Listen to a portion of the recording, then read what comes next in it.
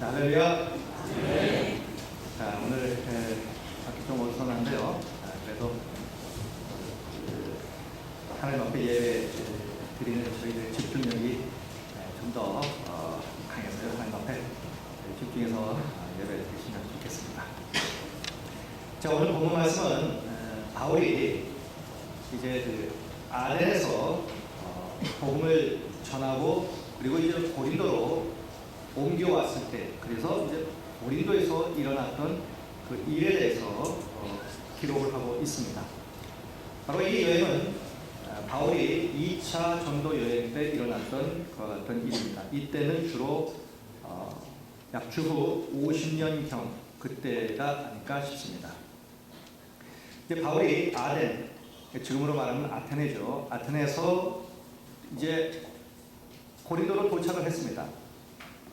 이 고린도로 도착을 했을 때의 이 바울의 상태가 그렇게 기쁜 그런 상태가 아니었습니다. 왜냐하면 아덴에서의 복음 전도 사역이 실패로 돌아갔기 때문에 그렇습니다. 단 한 사람도 예수를 믿는 사람이 그곳에서는 없었습니다. 그렇다고 바울이 대충 복음을 전하는 것이 아니었고, 어느 때보다도 열정적으로 거기에 있는 철학자들과 토론을 하고 했지만 단 한 사람도 예수를 믿지 않았습니다. 자, 그런 착한 마음으로 이제 그가 고린도로 옵니다. 고린도로 오면서 이 바울은 어떤 그런 새로운 마음이 있었겠죠. 내가 이 아덴에서 실패를 했으니까 이제 고린도에서도 이 실패하면 안 되는데 좀 더 어떤 그런 놀라운 역사들이 좀 나타내야 되겠는데 라고 하는 마음으로 간절히 기도하며 이 고린도로 왔을 것입니다. 자, 그러자 성령께서 바울의 이 기도를 들으시고 성령께서 강하게 역사하셨습니다. 그래서 하나님의 말씀을 바울에게 더욱더 능력 가운데 불어넣어 주셨습니다. 그래서 5절에 보니까 이렇게 기록이 되어 있습니다. 실라와 디모데가 마게도냐로부터 내려오매 바울이 하나님의 말씀에 붙잡혔다, 이렇게 기록을 하고 있습니다. 자, 이렇게 하나님의 말씀에 바울이 사로잡게 되자 바울의 가슴이 뜨거워졌습니다. 그리고 이 복음을 전하지 않고는 견딜 수 없는 그런 마음이 되었어요. 그래서 불타는 가슴으로 이 복음을 전하게 되었습니다. 자, 그러면 바울이 고린도에서 전한 그의 복음의 메시지의 핵심은 그럼 뭐냐? 5절에 나와 있습니다. 실라와 디모데가 마게도냐로부터 내려오매 바울이 하나님의 말씀을 붙잡혀 유대인들에게 예수는 그리스도라 밝히 증언했습니다. 그러니까 바울이 성령의 역사하심 속에 하나님의 말씀에 강하게 붙잡혀서 예수는 그리스도라고 그가 외쳤다는 것입니다. 이것이 바로 그의 메시지였습니다. 예수는 그리스도. 보통 우리는 예수 그리스도 이렇게 붙여서 말하죠. 예수는 그리스도. 이 말을 줄여서 한 단어처럼 쓰죠. 예수 그리스도. 자, 그런데 이 예수는 그리스도라는 이 말이 세상에 수없이 많은 말이 있어도 이 말처럼 강력한 능력을 갖고 있는 말씀은 없다는 겁니다. 예수는 그리스도. 뿐만 아니라 이 예수는 그리스도라고 하는 이 고백이 우리 신앙의 전부입니다. 우리가 믿는 기독교 신앙을 줄이면 결국 한 단어로 요약이 될 수 있습니다. 그것이 바로 예수 그리스도. 다시 말씀드리면 예수는 그리스도라는 것입니다. 이것이 우리의 신앙의 고백의 핵심입니다. 이것이 또한 우리의 삶의 모든 것입니다. 바울에게 역시 예수 그리스도를 빼면 그 인생에 아무것도 남은 것이 없었습니다. 바울이 아덴에서 열심히 했지만 기대만큼 성과를 거두지 못했습니다. 그 이유는 아덴에서 바울은 예수는 그리스도라고 하는 이 메시지를 전하지 않았다는 거예요. 대신 그것이 철학의 것입니다. 많은 철학자들 가운데에 그도 역시 한 사람입니다. 오래간만에 철학자들을 만났어요. 철학적인 얘기가 나옵니다. 그러자 바울은 그들과 예수는 그리스도라고 하는 이 복음의 핵심을 전하는 것이 아니라 철학적인 이야기들을 서로 나눴어요. 바울은 자신의 철학적인 지식으로 말미암아 그들을 감화시키고 그들의 마음을 변화시키고자 했습니다. 그러나 아덴에서는 단 한 사람도 그의 이 철학적인 논쟁 가운데에 예수 믿은 사람이 한 사람도 없었습니다. 실패했죠. 바울은 아마 많은 생각을 했을 겁니다. 그리고 다시 한번 깨달았을 겁니다. 그래, 철학이 능력이 있는 것이 아니구나. 사람의 지식이 능력이 있는 것이 아니구나. 하나님의 말씀, 예수 그리스도의 이 복음, 예수는 그리스도라고 하는 이 복음이 사람을 변화시키는 근본적인 능력이구나. 이렇게 그가 깨달았어요.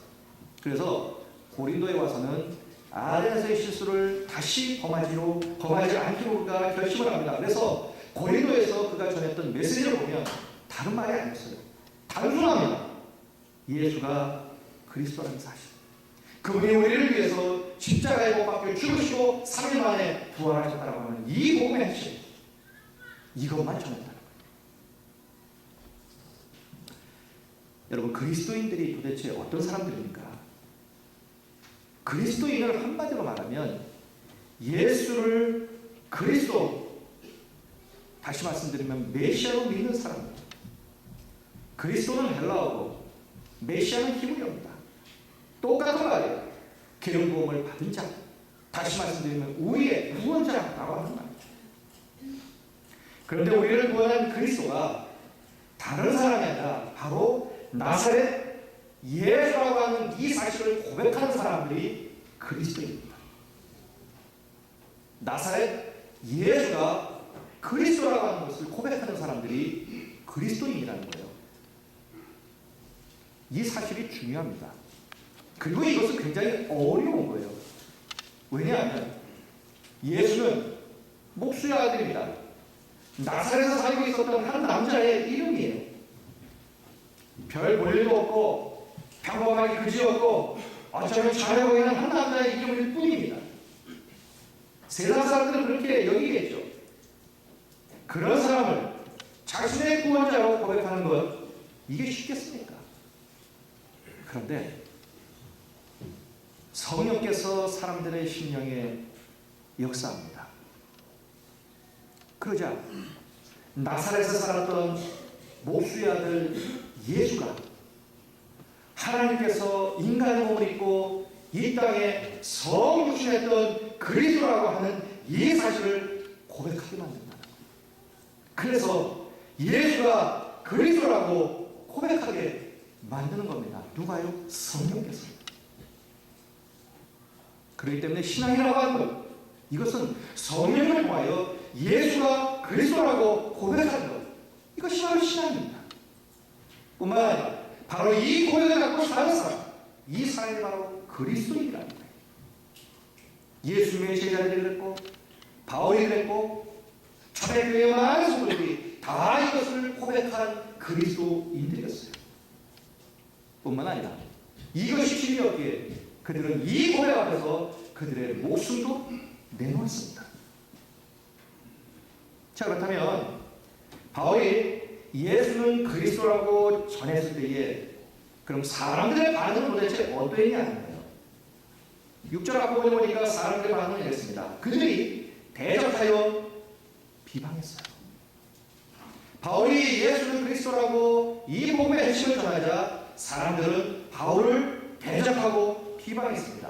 그런데 이 바울의 이 복음을 듣고 대적하고 비방한 사람들이 누굽니까?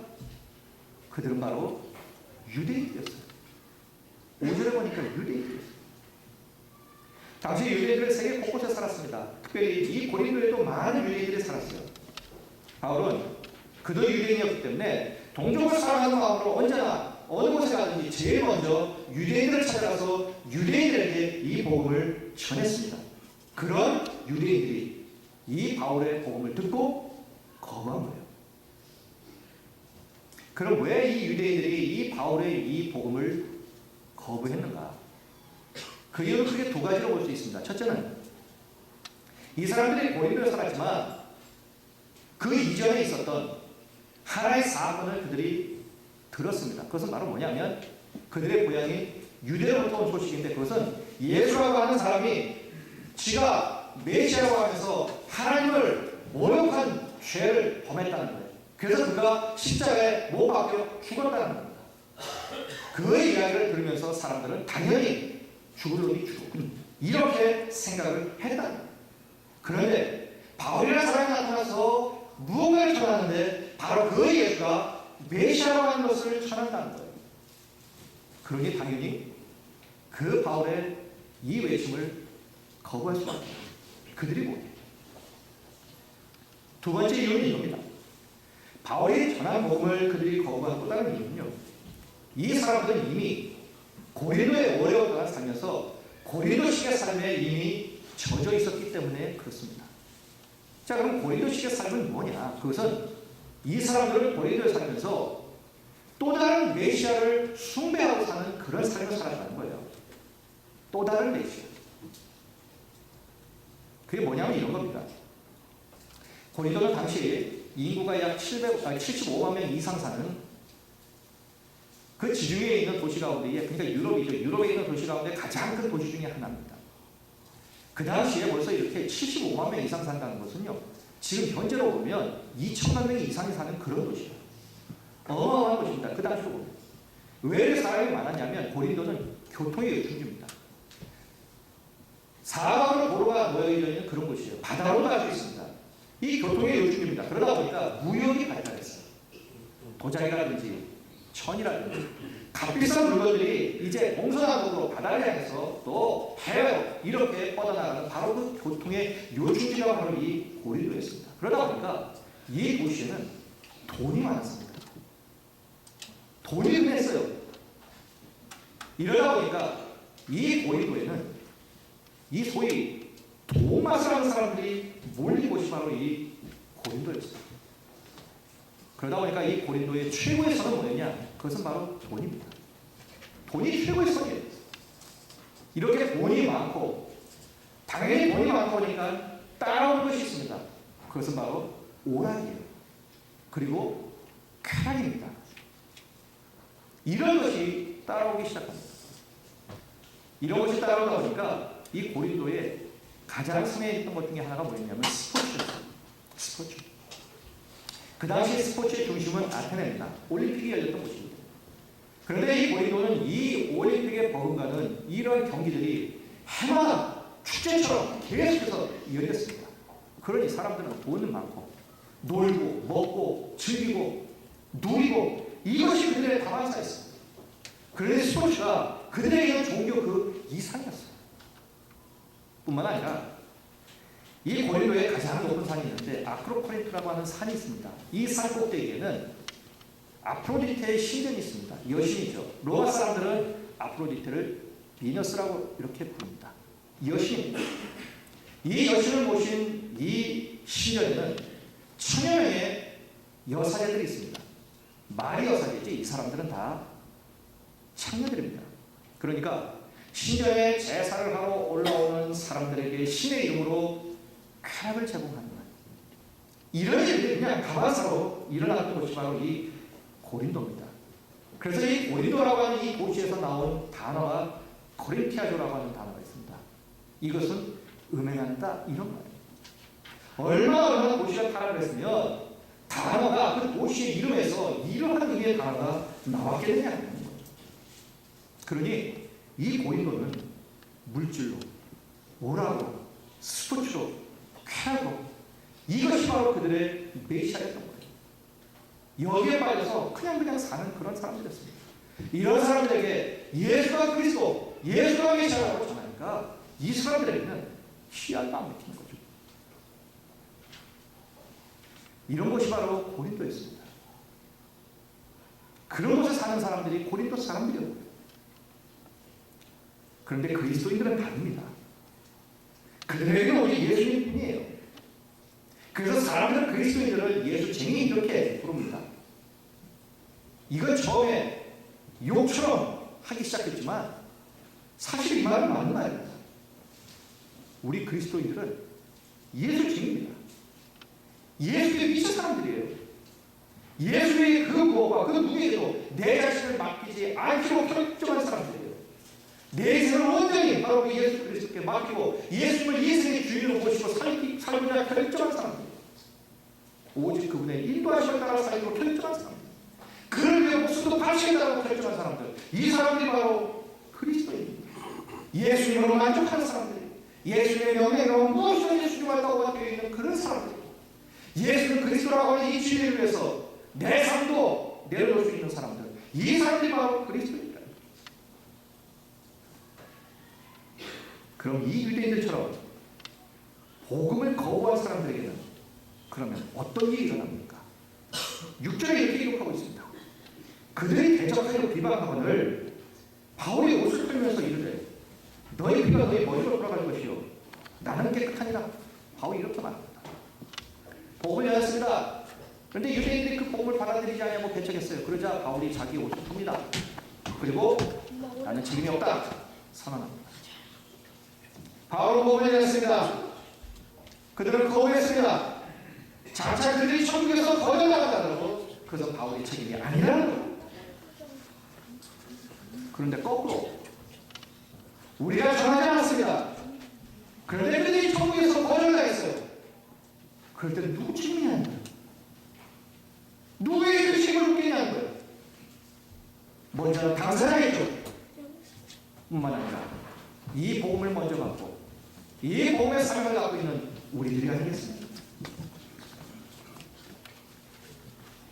여러분, 예수님을 그리스도로 믿는 자는 구원을 받습니다.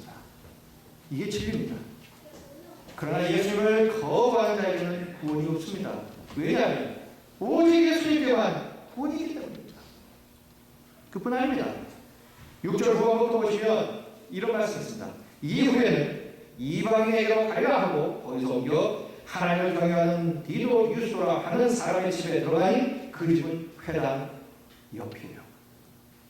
이 말씀 전에 어떤 말씀이 있었냐면 바울이 회당에 들어가서 유대인들과 헬라인들에게 복음을 전했습니다.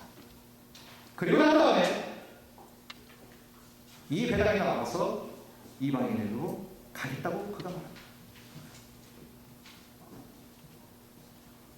회당에서 나와서 디도 유스도의 집으로 옮겼어요. 이방인의 집으로 옮겼습니다.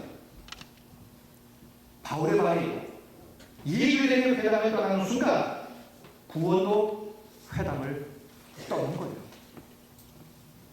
비록 날마다 유대인들이 거기서 모였겠지만 예수님이 없는 회당에는 구원도 없는 거예요. 여러분, 우리가 거부하면 구원은 떠납니다. 우리가 순종하고 믿지 않으면 복음은 옮겨갑니다. 이 축복은 결코 특정한 사람, 특정한 가정, 특정한 교회나 고정되어 있는 것이 아니라는 거예요. 구원과 축복은 믿는 사람 그리고 영접하는 사람에게로 계속 옮겨간다는 겁니다. 이 선교학적으로 보면 역사가 그래요. 제일 처음에 복음은 팔레스타인에서 시작이 됐습니다. 그 복음이 소아시아를 거쳐서 세계의 중심 유럽으로 갔습니다. 유럽의 복음이 전파되기 시작했습니다. 그 이후로 유럽이 복을 받았어요. 세계를 움직이는 중심이 되었습니다. 유럽의 상선들이 전 세계로 터서 이곳저곳에서 무역을 합니다. 가는 곳마다 유럽 국가들의 깃발이 거기에 세워졌습니다. 그런데 이 유럽이 점점점 주님을 떠나기 시작합니다. 그러다 유럽은 가라앉기 시작합니다. 그러다 오늘날 유럽은요 종교적으로 타락을 했어요. 교회는 문을 닫습니다. 지금의 유럽은요 기독교 국가들이 아닙니다. 무슬림의 숫자들이 점점점 늘어나고 있는 그런 곳이에요. 교회가 술집이 되고요, 교회가 무슬림의 회당이 되고 이렇게 팔려나가기 시작합니다. 그들이 그리스도를 떠났기 때문에. 미국도 똑같습니다. 유럽에서 미국으로 건너간 복음이 미국에서 꽃을 피웠습니다. 19세기 말에 대각선 운동이 일어났고 세계에서 가장 많은 선교사를 파송하는 그런 나라가 되었습니다. 그런 동안에 이 미국은 세계 최강국이 되었습니다. 그런데 지난 20년, 30년 이렇게 쭉 거쳐서 미국 교회는 과거와 같은 그런 열정을 상실했습니다. 사람들은 교회를 떠납니다. 더 이상 주님께 매달리지 않습니다. 신이 있다고 고백하는 사람들 그렇게 많지 않습니다. 그러자 자금에 와서 미국은 그 힘을 점점점 상실해가고 있습니다. 더 이상 예전과 같은 그러한 영향력을 갖지 못하고 있습니다. 지금 미국 이 나라가 러시아든 중국이든 그 앞에서 제대로 알지 못하고 있는 그런 나라가 되어버리고 맙니다. 사회는 점점점 부패가 힘을 잃어가고 있습니다. 여러분, 그리스도를 떠나자 축복도 떠나고 있는 거예요. 그런데 이 축복의 촛대가 지금 어디로 가고 있습니까?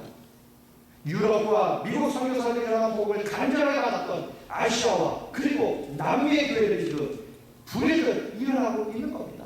교회만 일어난 것이 아니라 후진국이었던 이 나라들이 지금 세계의 경제의 중심축으로 지금 서서히 부상하고 있다는 사실이죠. 우리나라는 어떻습니까? 아직도 우리나라의 축복의 촛대가 머물러 있다고 보십니까? 60년대, 70년대의 그 열정적인 그때 우리가 지금 그렇습니까?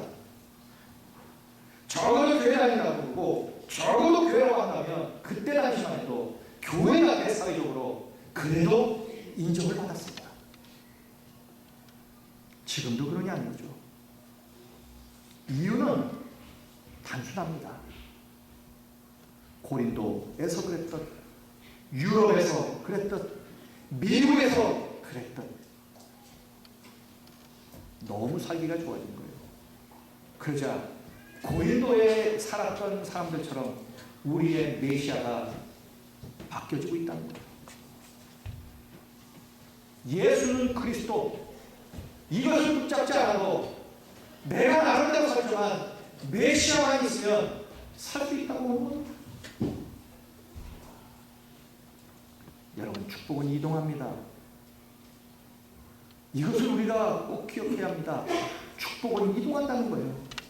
그래서 계시록 2장 5절에 보면 에베소 교회에 하신 이 정보를 우리가 잊어서는 안 됩니다. 그러므로 어디서 떨어졌는지를 생각하고 회개하여 처음 회개하라. 만일 그렇게 하지 아니하고 회개하지 아니하면 내가 내게 가서 내 촛대를 그 자리에서 옮기겠다는 거예요. 한번 축복의 촛대가 세워졌다고 영원한 것이 아니라는 거예요. 우리 주님의 마음에 들지 않으면, 함량 미달이면 우리 주님이 옮겨버리겠다는 거예요. 그렇기 때문에 내가 과거에 잘 믿었던 것, 이거 자랑할 필요도 없는 겁니다. 신앙은 언제나 현재형이기 때문에 그렇다는 거예요. 현재가 중요하기 때문에 그렇습니다. 여러분, 비록 유대인들에게 하나님의 택한 백성이긴 했지만 그들에게 바울이 전한 복음을 펼쳐냈습니다. 그러자 그 복음은 유대인에게로 넘어가 버리고 마는 거예요. 여러분, 구원의 이 주님의 구원과 축복이 영원히 우리들의 신령과 우리들의 가정에 그리고 우리의 교회에 풍성하게 머물러야 합니다. 결단코 이 주님의 구원과 축복이 우리를 떠나게 해서는 안 된다는 거예요. 그렇게 하려면 하나님의 말씀에 순종하시고요, 오직 예수님만이 그리스도를 믿는 그 믿음을 굳게 붙잡고 살아야 합니다. 그리고 바로 이 진리를 우리가 외치며 살아야 된다. 이처럼 바울 역시 예수는 그리스도임을 굳게 믿었고요, 목에 덜어라 그 진리의 말씀을 그가 외쳤습니다. 그러자 하나님은 바울을 격려해 주셨어요. 아덴에서 실패했고 고린도에서도 많은 어려움 가운데 복음 전하기가 쉽지 않았어요. 유대인들이 배척을 했습니다. 그러자 또 낙심했습니다. 이런 바울을 하나님이 격려해 주셨어요. 9절 10절 보십시오. 밤에 주께서 환상 가운데 바울에게 말씀하시되 두려워하지 말며 침묵하지 말고 말하라. 내가 너와 함께 있으니 어떤 사람도 너를 대적하여 해롭게 할 자가 없을 것이니 이는 이 성중에 내 백성이 많으리라 하시더라. 분명히 그때까지는 고린도에 있는 복음을 받아들인 사람은 극소수였습니다. 그러나 주님께서는 이런 곳에서도 내 백성이 많다고 말씀하셨어요. 우리 주님이 격려를 해주신 거예요.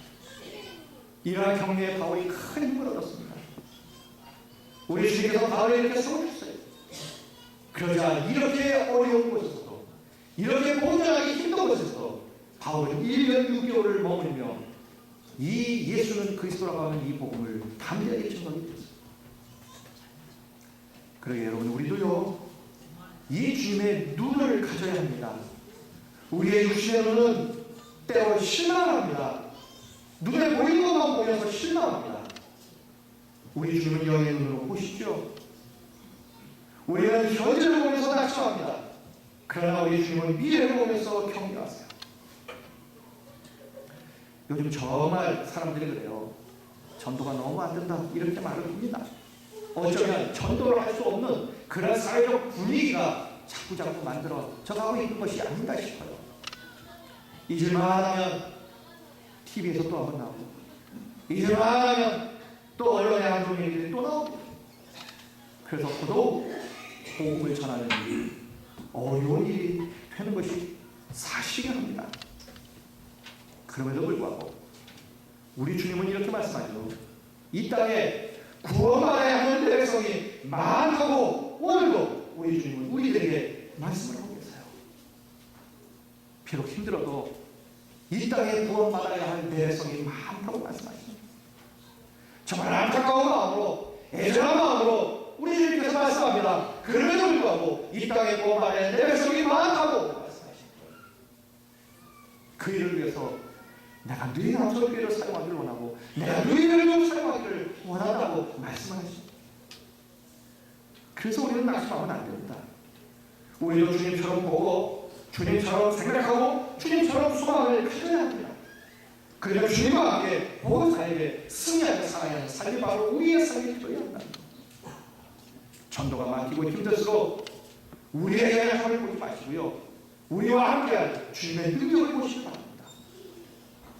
우리의 안 되는 오늘을 보지 말고요, 꼭 되는 미래를 우리가 보셨으면 좋겠습니다. 전도하는 것, 이것이 정말 어쩌면 불편하고 어쩌면 귀찮고 어쩌면 힘든 일일 수 있어요. 그러나 나의 불편함과 나의 이러한 어떤 힘듦을 보지 말고 내 이웃의 영혼을 보셨으면 좋겠습니다. 바울은 1년 6개월 동안 고린도에서 복음을 전하고 1년 6개월 후에 주님의 인도로 고린도를 떠납니다. 그러고 보면 우리 역시 언젠간 주님의 인도로 이 땅을 떠날 때가 있겠죠. 하나님 앞에 설 때가 있겠죠. 조금 전에 말씀드렸습니다. 내가 전할 수 있었음에도 불구하고 전하지 못해 그 사람이 천국을 내들어가지 못한 바로 그 이유, 그 책임, 그 책임에서 내가 벗어날 수 없다는 사실, 우리는 기억해야 합니다. 그러게 우리 역시 주님이 머물라고 하실 때까지 이 땅에 머물면서 복음을 위해 우리는 열심히 살아야 합니다. 최선을 다해 열심을 해서 기쁘게 이 복음을 전해야 합니다. 그래서 한 명이라도 나 때문에 구원을 선물로 받게 되는 이 최대의 감격을 우리가 더불어 누려야 한답니다. 우리 하나님께서 우리에게 주신 이 축복, 그 목적을 우리는 분명히 알아야 합니다. 우리에게 왜 축복을 주셨습니까? 왜 지금 현재의 상태, 살만한 이 상태를 우리에게 주셨습니까? 그것은 다 우리의 이 땅에서의 삶의 목적, 복음을 전하기 위한 일에 사용하라고 우리 주님께서 우리에게 주신 축복이라는 도구라는 것입니다. 그런데 우리는 어떻습니까?